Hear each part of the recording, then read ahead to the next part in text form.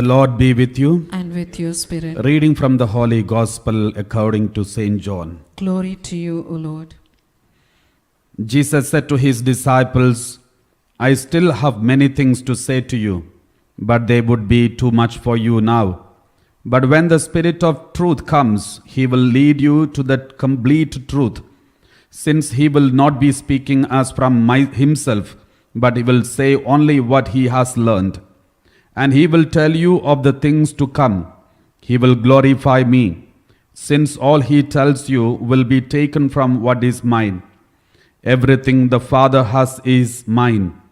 That is why I said, all he tells you will be taken from what is mine. The Gospel of the Lord. Praise to you, Lord Jesus Christ.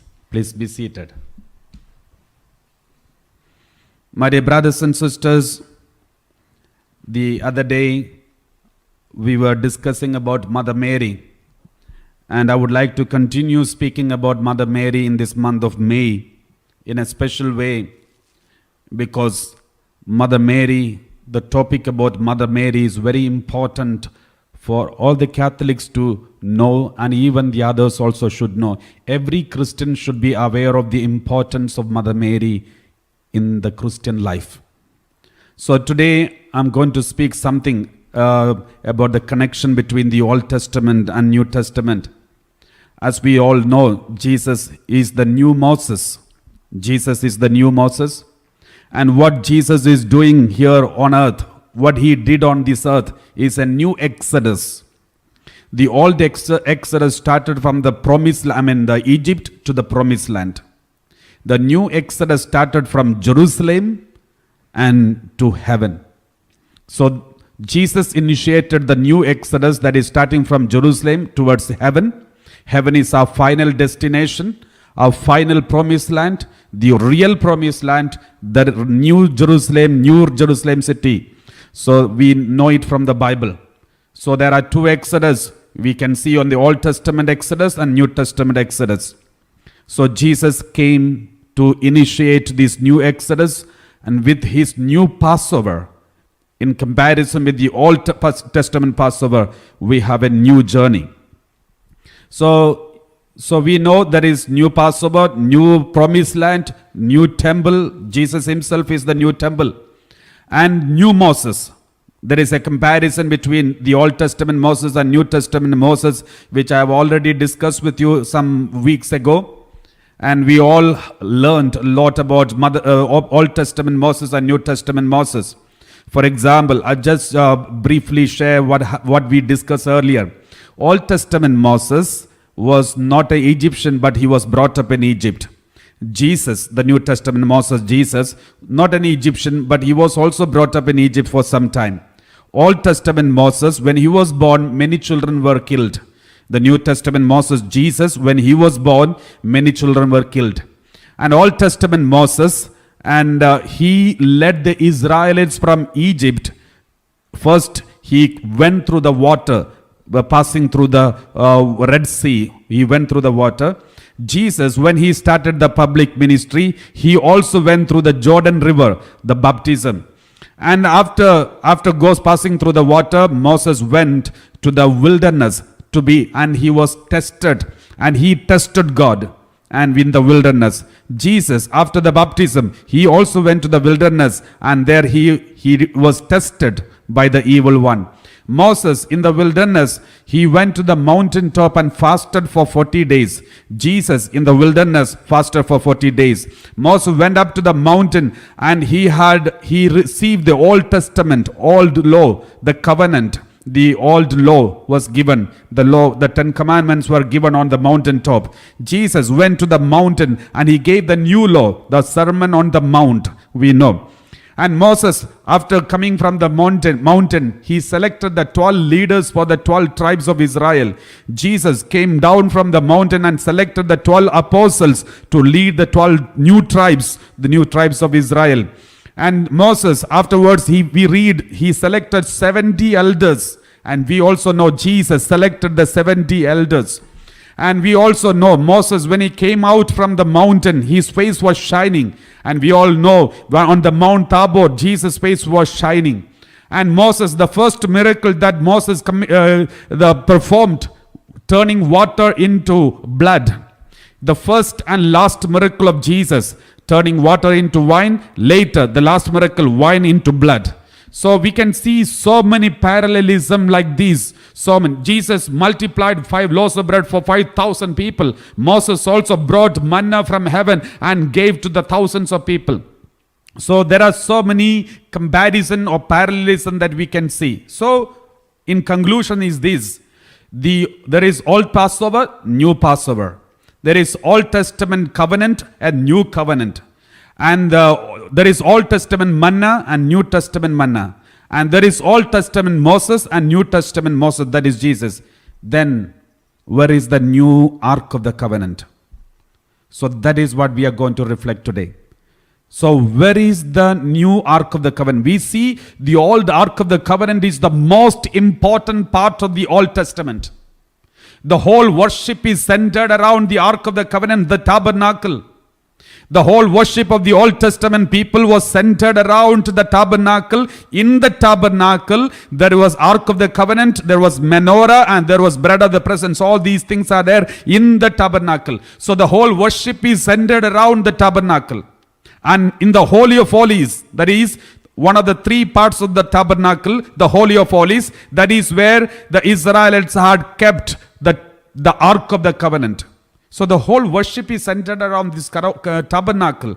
And in the tabernacle, the most important thing is the Ark of the Covenant. So where is the New Testament Ark of the Covenant? So if we see the parallelism and shadows in the Old Testament, then where is it? So that is what we are going to reflect today. So first, let us learn something about the Old Testament Ark of the Covenant. What is the speciality of the Old Testament Ark of the Covenant? And then we will see where is this Ark of the Covenant today. Now, where is it? Let us take Hebrews chapter 9 verse 3 onwards. Hebrews chapter 9 verse 3 onwards. We read like this. Saint Paul is speaking about the Ark of the Covenant. And he was talking about the Ark of the Covenant in Hebrews chapter 9 verse 3. Behind the second curtain was a tent called the Holy of Holies. There, Saint Paul is talking about the tabernacle. Tabernacle is not today's. We have a tabernacle here. It's a small box, a small one. But in the Old Testament, tabernacle is huge. Inside the tabernacle, there are 3 sections. The most important section is called Holy of Holies. The second place is called Holy Place. The third place is called Outer Court. So these 3 things are 3 places that are inside the tabernacle. So that is what Saint Paul is explaining here. Let us read from Hebrews chapter 9 verse 1 onwards. Hebrews chapter 9 verse 1 onwards. Now, even the first covenant had regulations for worship, an earthly sanctuary. See, it's an earthly sanctuary. For a tent was constructed, the first one, in which were the lampstand, the table of the bread of the presence.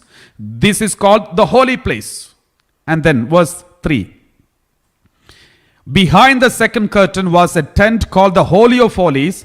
In it stood the golden altar of incense and the Ark of the Covenant, overlaid on all sides with gold, in which there were golden urn holding the manna. So inside the tabernacle, there are 3 things. Manna, Old Testament manna. What is the New Testament manna? Bread of life, Jesus himself.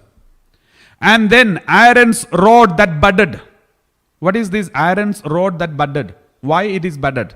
If you know the history, there is a reason why it's budded. Because the people were not ready to accept Aaron as the high priest. There were Levite priests, so many priests. So they all said, we are also eligible to be the high priest. How come only you are the high priest? They rebelled against Aaron and Moses. Then Moses complained to God, and then God said, let all these priests, let them bring their staff, rod, and keep it in front of the altar. And afterwards, after the prayer, let them take it back. And all those people whose rod, staff is budded, he is the original, real high priest. And then all the priests they brought their staff and kept it in front of the altar and they prayed. And afterwards, Moses took all the rods and gave it back to everyone. And when it was given to Aaron, suddenly the staff budded and there was flower in the staff. And that is why that staff is a miraculous staff. And that staff is also kept in the in the Ark of the Covenant. Let us read once again. So in it stood the golden altar of incense and the Ark of the Covenant, overlaid on all sides with gold, in which there were golden manna, Aaron's rod that budded. So Aaron is the rod that is budded is a sign of the rod that is budded is a sign of high priest. So who is the high priest in the New Testament? Jesus himself. And the third one, the tablets of the commandment. Show it together. Tablets of the covenant. Tablets of the covenant. So these three things. What is the Old Testament covenant? That is tablets of the covenant. What is the New Testament law? That is Jesus himself is the law. So three things. That is the word. The tablets means the word of God. So the three things are there in the Ark of the Covenant. Manna, Aaron's rod, and the word. So who is the new manna? Jesus. Who is the new high priest? Jesus. Who is the word that became flesh? That is Jesus. So who is holding these three? Ark of the Covenant. The ark is carrying these three things. So now, who is the one who carried Jesus in the womb for 9 months? Mother Mary. And that is why the early church history says the church fathers, that means in the 1st century and 2nd century and 3rd century, the elders and the leaders of the church, they used to address Mother Mary as the Ark of the Covenant. It is not just an emotional call, emotional attachment to Mother Mary, and therefore they called a name, but it is biblical. Because if you know Jesus is the high priest, if you know Jesus is the bread of life, and if you know Jesus is the new word that became flesh, then remember, the vessel that carried this Jesus is Mother Mary. The vessel that carried this Jesus is Mother Mary.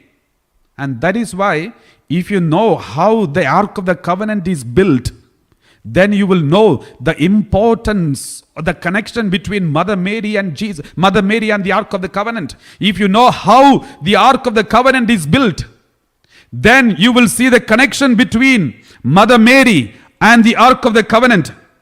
Let us read Exodus chapter 25 verse 8 onwards. Exodus chapter 25 verse 8 onwards. Let us read. Then we will see the connection between Mother Mary and the Ark of the Covenant. Exodus 25 verse 8 onwards. And have them make me a sanctuary so that I may dwell among them. God say, you have to make a Ark of the Covenant so that I may dwell among you. God with us, Emmanuel. God wants to dwell among us. Now next verse. Verse 9. In accordance with all that I show you concerning the pattern of the tabernacle and of all its furniture, so you shall make it. Next one, verse 10. We read like this, verse 10. They shall make an ark of acacia wood. What wood? God is even mentioning the name of the wood through which the ark should be made. What is acacia wood? According to Hebrew understanding, the Jewish people, those days, acacia wood is called holy wood. It is, acacia is considered as holy tree. It's a holy tree and it is a holy wood. And also, it is famous for the endurance of this, the capacity of the wood is so strong that the durable is so long, and it's expected, it is believed that it is incorruptible. This acacia wood is called incorruptible wood. It will never be corrupted, and it is holy. Now the Ark of the Covenant is, God asked Moses to make Ark of the Covenant with a holy and incorruptible wood. We all know Mother Mary is called full of holiness.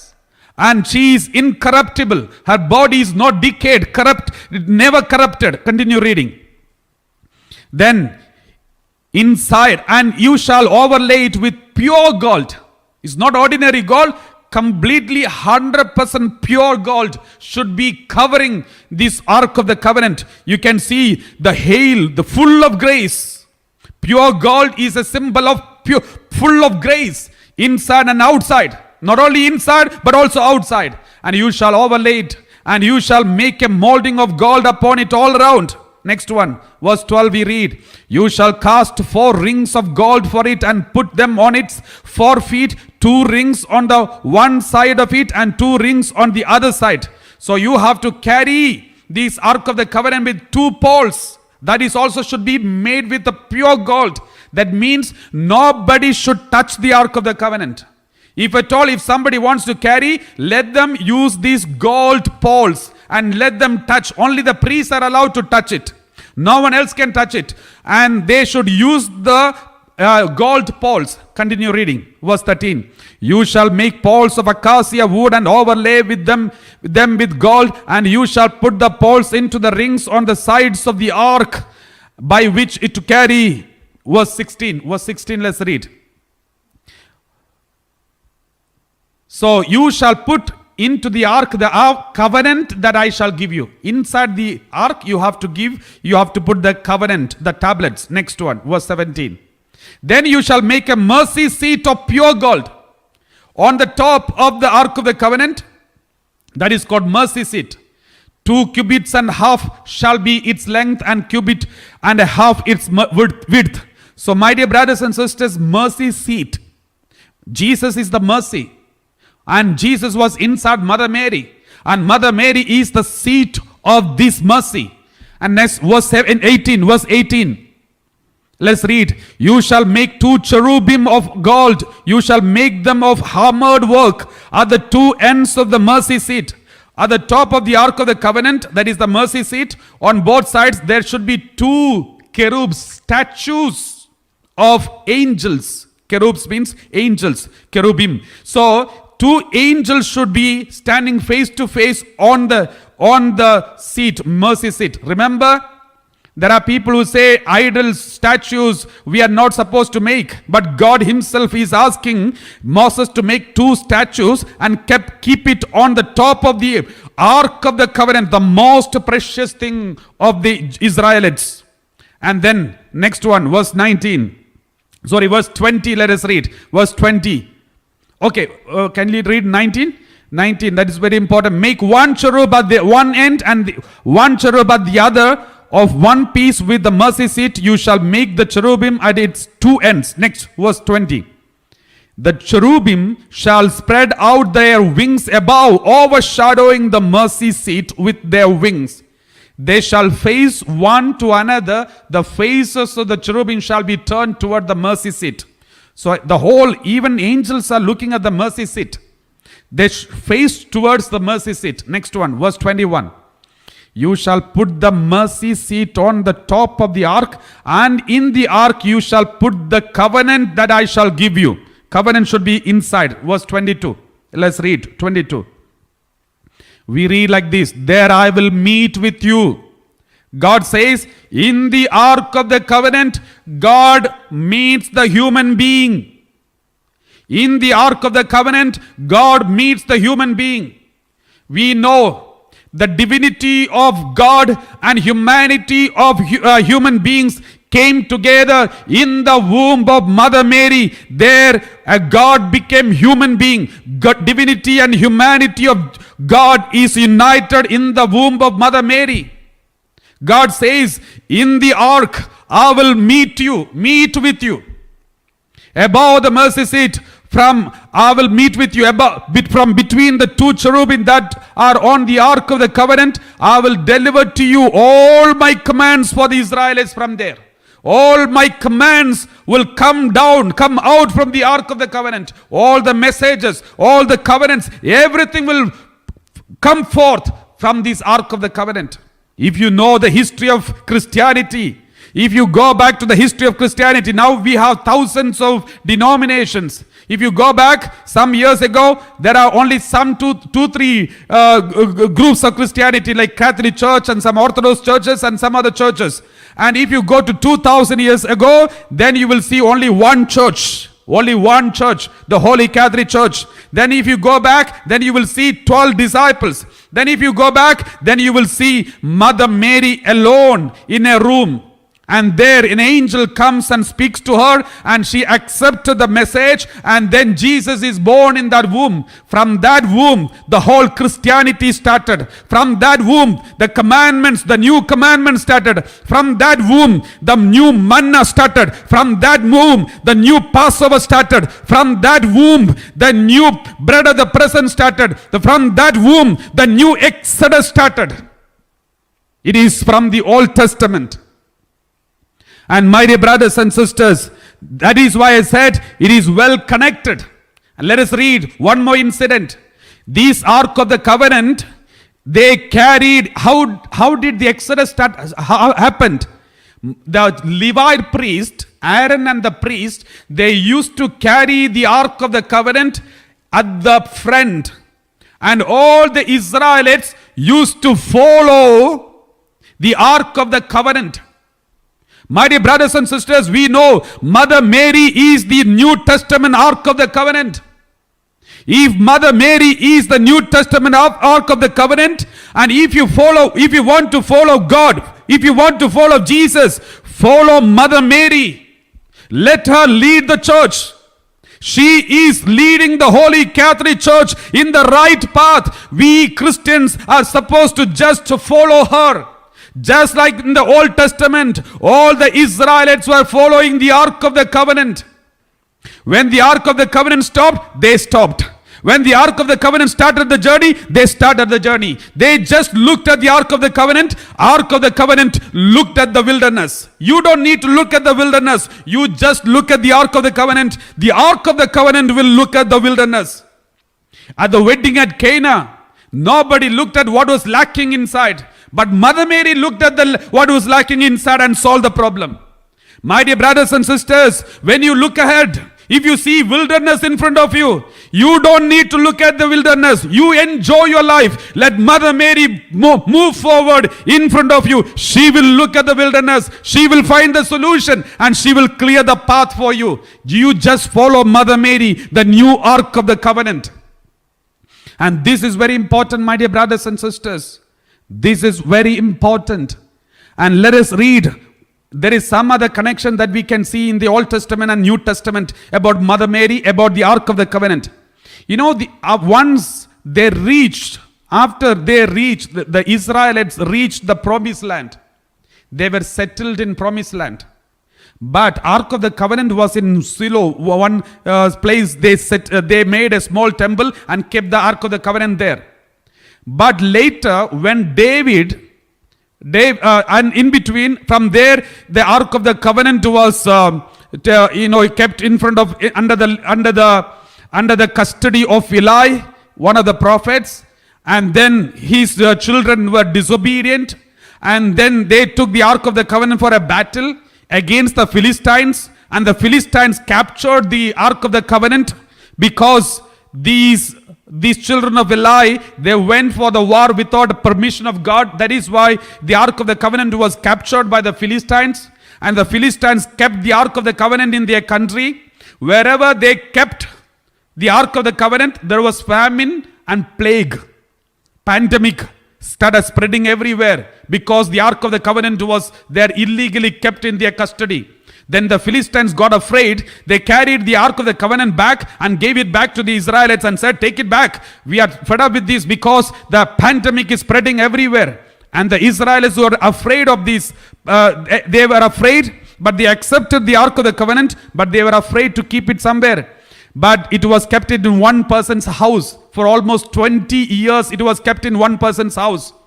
And later, when David became the king, the first priority he gave was he wanted to bring the Ark of the Covenant from there and establish in the temple. Inside the temple, he wanted to keep it in Jerusalem. So David, we read like this. 2 Samuel 2 Samuel chapter 6 verse 2. We read like this. 2 Samuel chapter 6 verse 2. We read, David and all the people with him set out and went. So they got up and went to bring up from there the ark of God, which is called by the name of the Lord of hosts, who is enthroned on the cherubim. So they set out and went from Baal, Judah. They went to the valley of Judah, somewhere close to Judah. Can you see a connection? When Mother Mary, after the Annunciation, she got up immediately and went to the Judah. Went to meet. We read like this, Gospel Luke chapter 1 verse 39. Luke 1:39, we read like this. In those days, Mary set out and went with haste to a Judean town in the hill country. Let us read what happened to David. David went to see this, and then he saw the power of the Ark of the Covenant, because Uzzah, a person called Uzzah, touched the Ark of the Covenant illegally, and instantly he was killed. He died. Looking at these, he was afraid. We read 2 Samuel chapter 6 verse 9. 2 Samuel chapter 6 verse 9. David was afraid of the Lord that day. He said, how can the ark of the Lord come into my care? He exclaimed and said, how can the ark of the Lord come into my care? Can you see any connection? Luke 1:43, when Mother Mary came in the Judean town to meet Elizabeth, Elizabeth cried out loudly and said, why has this happened to me, that the mother of my Lord comes to me? David cried and said, how can the Ark of the Covenant come to me? Now, Elizabeth says, how can the mother of the Lord comes to me? Who is this mother of the Lord? Who is this Ark of the Covenant? You can see the connection here. The Ark of the Covenant in the Old Testament